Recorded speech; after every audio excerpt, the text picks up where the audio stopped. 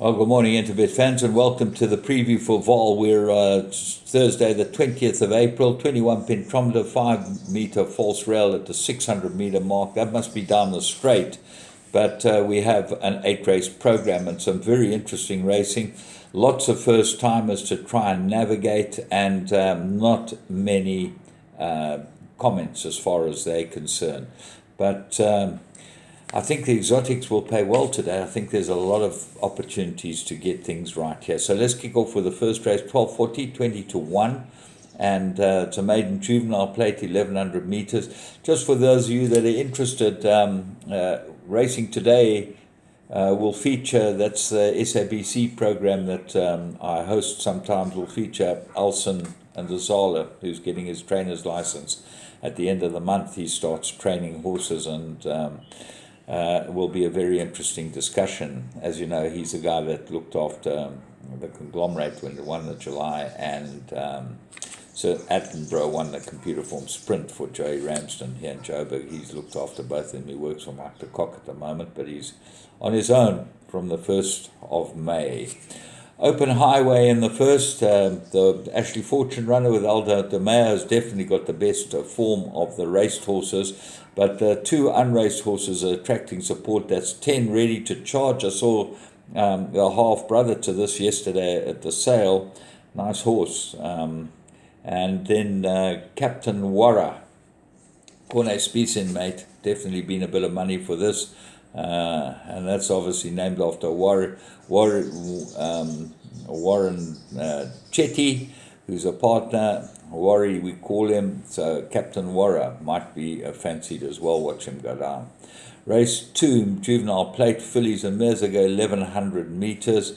And the first raced horses, well, Divine Moonlight and Wugug look like the two. Wugug numbers 15. Very good first run, and certainly looks like will improve and be hard to beat here. There's been no support for any of the raced horses, so I would think Wugu might be the right horse, and certainly the Crawford stable would like to see that win for their yearling sales chances. Race 3, middle stakes, 3200 meters. Well, Afrad, I've always believed, stays all day, stays like an unwanted niece. And he really does fit the bill here. There's all these horses at the bottom of the weights. Prime example, Absolute Value, and Fabian Habib, as I said, has a few runners in the race out of your league's top weight. So he's pushed the weights down with out of your league for Absolute Value, and it claims the 1.5. So it looks very hard to beat Absolute Value. Prime example, Will It Stay by Canford Cliffs out of a Tamburlaine mare with plenty of stamina in a Tamburlaine dam side. Canford Cliffs, not sure he'll get the trip, but I don't know that there'll be any pace in this race at all. Maybe Understated will go to the front. Race 4, maiden plate, 1200 meters, and I like the look of Saka Gold, number 2. He ignores last start. It took a terrible drift in the betting, but this looks like a perfect race for Saka Gold to open his account. I think he's got more ability than just, on the ordinary side, and looks like this might be a good race for him.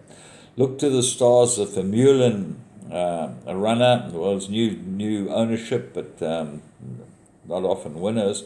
Third run after a rest. I did like it last time. It ran shockingly. So let's hope that this is a better run for it. Gets 1.5 claim. That's going to help it too. That goes into the play. The first timer, William Iron Arm from the Alec Laird stable, has been backed.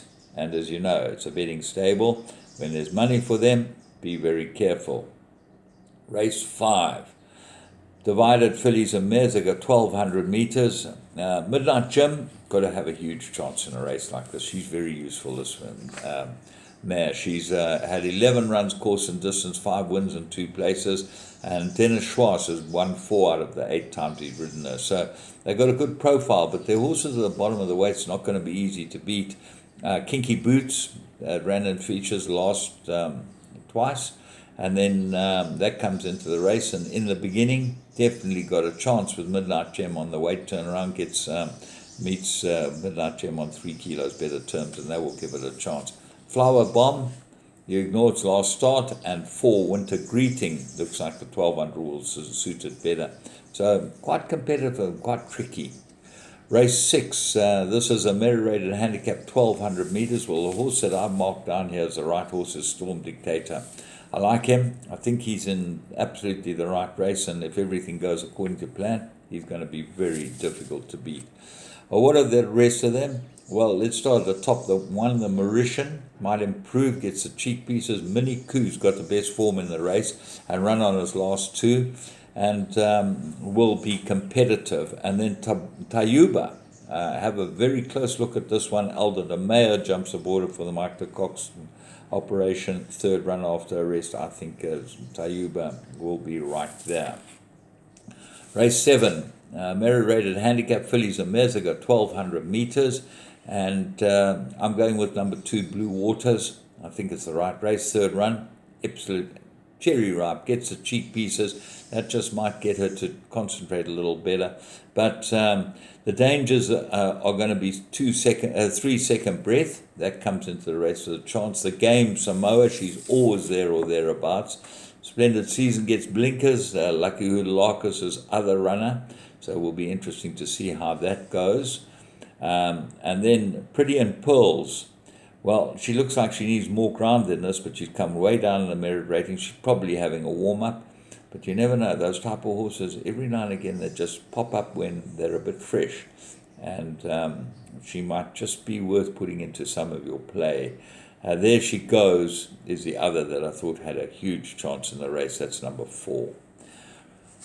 Race 8, this is a merit rated 74. They go 1600 meters. Well, I like 2 big price horses here. 3 Queen of Gaul.